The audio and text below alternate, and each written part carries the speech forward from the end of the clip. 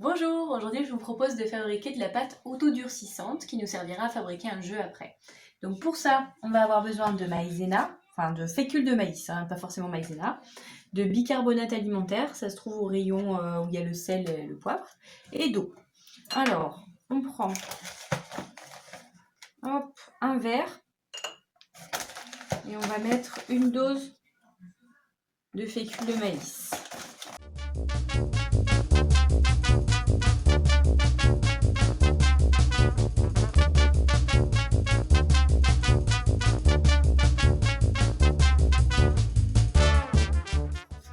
Deux doses de bicarbonate.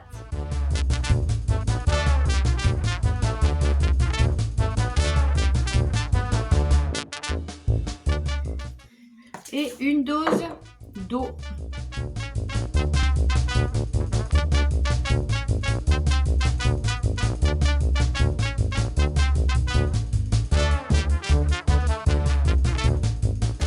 Et ensuite, je verse l'eau d'un coup et je mélange tout ça.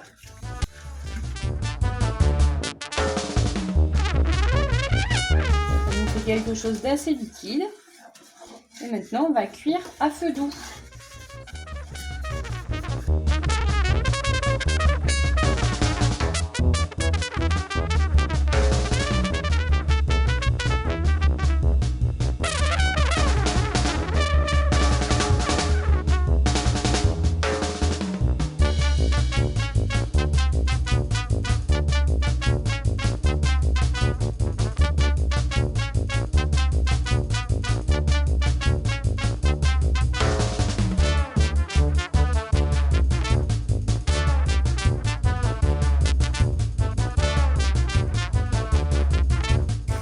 Je coupe le feu et maintenant je vais aller la mettre dans un saladier et je vais recouvrir mon torchon pour que ça repose jusqu'à ce que ça refroidisse en fait.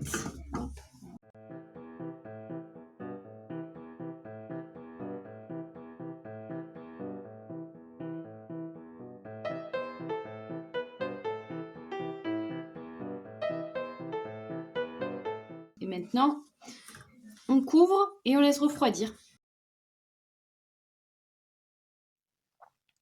Et voilà, une fois la boule refroidie, et ben on obtient quelque chose comme ça. Au début, c'est assez friable. Et puis finalement, une fois malaxé, on malaxe un peu. Vous allez voir que ça va devenir assez lisse. Ça va faire une jolie boule. Tac. Voilà. Donc du coup, maintenant, on prend un rouleau à pâtisserie et on étale.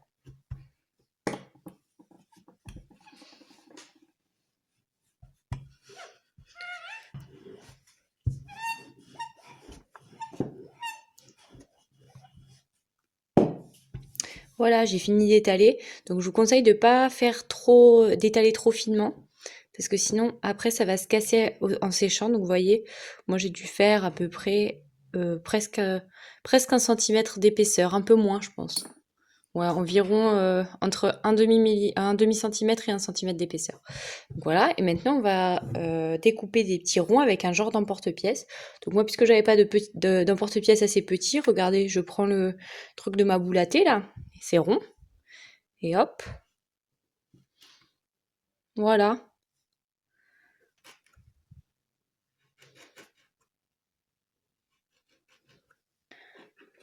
Hop, je mets tout à sécher sur une planche.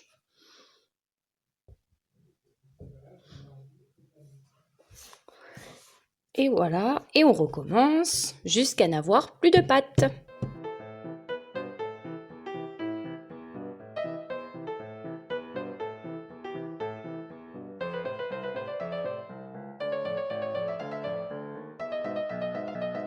Voilà, j'ai terminé de découper ma pâte avec mon emporte-pièce. Donc là, maintenant, je vais laisser sécher tout ça pendant environ 24 heures.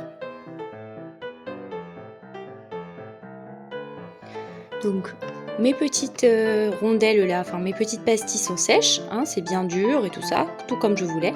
Maintenant, on va dessiner des formes, donc les formes de base, avec des feutres de couleur dessus. Hop, c'est parti.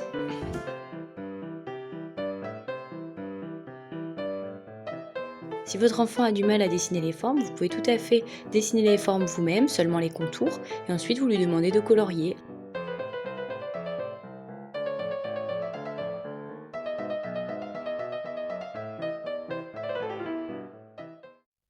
Maintenant que mes formes sont prêtes, je vais fabriquer un dé qui servira à jouer avec les formes. Si vous avez une imprimante, vous pouvez tout à fait imprimer un patron. Sur chaque face du dé, je vais dessiner une forme.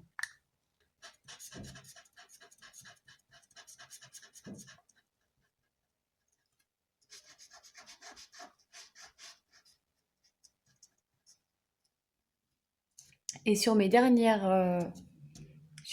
faces du dé, je vais écrire ici +1 et ici -1.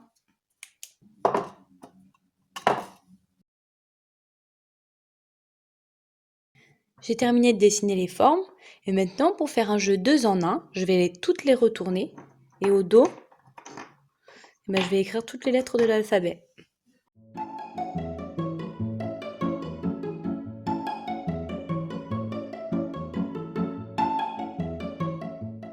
J'ai désormais toutes mes lettres d'un côté et de l'autre côté mes formes, comme ça j'aurai 2 jeux en un.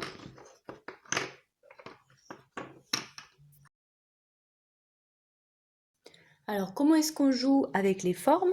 Eh bien tout simplement on prend 4 récipients, autant de récipients que de formes, on fait des petites étiquettes là, enfin c'est pas indispensable les étiquettes, moi je les ai fait parce que c'était plus clair, et ensuite on distribue les formes, on fait en sorte que chacun ait le même nombre de formes, hein, voilà, donc on imagine, et puis on lance le dé, voilà. Donc là, je sais que je dois me débarrasser d'un triangle. Donc je nomme la forme, c'est important de nommer la forme. Je nomme la forme, je cherche si j'ai un triangle parmi mes formes. Ah bah oui, hop, là j'ai un triangle. Et je le mets dans le bon récipient, dans le récipient qui convient. Donc là, hop, je le mets ici et je passe à mon voisin. Si je tombe maintenant sur la case, bon carré, voilà, les autres formes on sait. Si je tombe maintenant sur la case -1, ça veut dire que j'ai le droit de me débarrasser d'une forme, n'importe laquelle, de n'importe quelle forme, j'ai le droit de prendre celle que je veux et de la mettre du coup dans le récipient qui convient par contre, pas dans n'importe quel récipient. Et donc si je tombe sur la case +1, eh bien je vais être obligée de récupérer une forme, la forme que je veux, c'est moi qui choisis. Bah là par exemple, hop, je reprends un triangle parce que je l'aimais bien et je récupère ça dans mes formes. Le premier qui s'est débarrassé de toutes ces formes, qui a réussi à placer toutes ces formes dans tous les récipients, a gagné. Alors, comment est-ce qu'on joue avec les lettres? Bien, tout simplement, on prend des petites caissettes à muffins dans lesquelles on écrit les lettres de l'alphabet seulement une fois par caissette. Et ensuite, ce jeu-là, du coup, il se joue tout seul, contrairement au jeu des formes. Et on va prendre, on va maintenant s'amuser à placer les lettres dans la caissette qui convient. Bien sûr, avec ce jeu, vous pouvez inventer un tas de choses. Par exemple, vous pouvez vous dire, bah là maintenant, on va essayer d'écrire des mots. Donc, je vais chercher toutes les lettres de mon prénom et je vais écrire mon prénom. Ou bien, vous pouvez vous dire, par exemple, que vous allez travailler les algorithmes. Donc, je vais prendre tous les carrés et tous les triangles et je fais toujours un carré, un triangle, un carré, un triangle, sans tenir compte des couleurs, mais cette fois, je tiens compte des formes. Hop, un carré, un triangle, etc.